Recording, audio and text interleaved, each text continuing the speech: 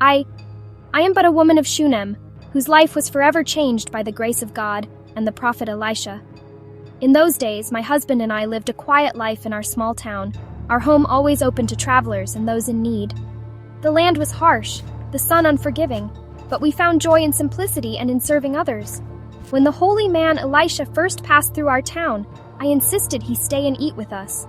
There was something about him, a presence, a connection to the divine that I couldn't quite explain. As the years passed, Elisha became a frequent guest in our home. We even built a small room for him on our roof, a sanctuary where he could rest and pray. One day, Elisha asked what he could do to repay our kindness. I said nothing, for we wanted no reward. But Elisha, he saw beyond my words. He saw the longing in my heart, the emptiness I tried to hide. Next year you will hold a son in your arms. Please, don't mislead your servant. I couldn't believe it. I had long since given up hope of having a child. My womb had been as barren as the desert. Yet as Elisha promised, I conceived. When I finally held my son in my arms, I wept. This miracle, this gift from God had changed everything.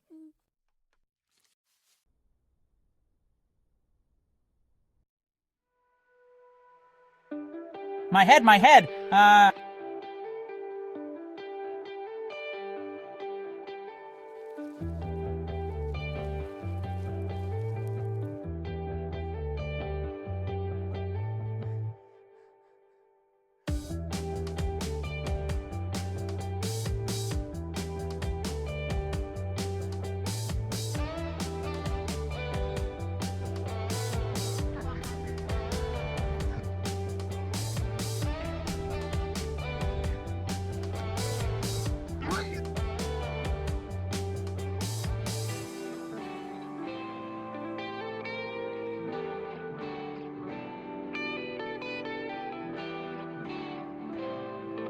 Is all well with you, with your husband, with the child? All is well.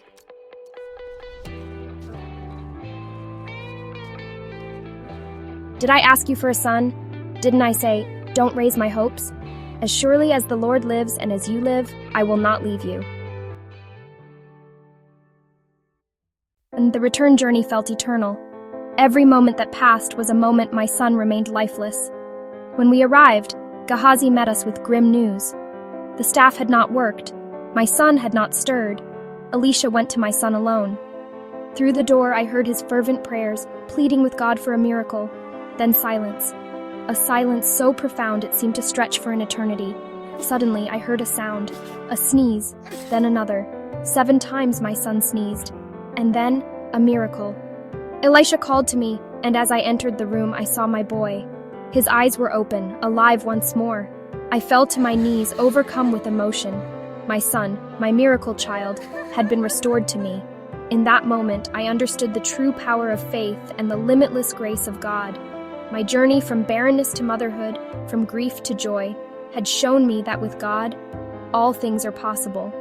This is my story, a testament to faith, to perseverance, and to the unfathomable love of our Creator. May it serve as a reminder to all who hear it. Never lose hope, for God's miracles are all around us. We need only the eyes to see them and the faith to believe.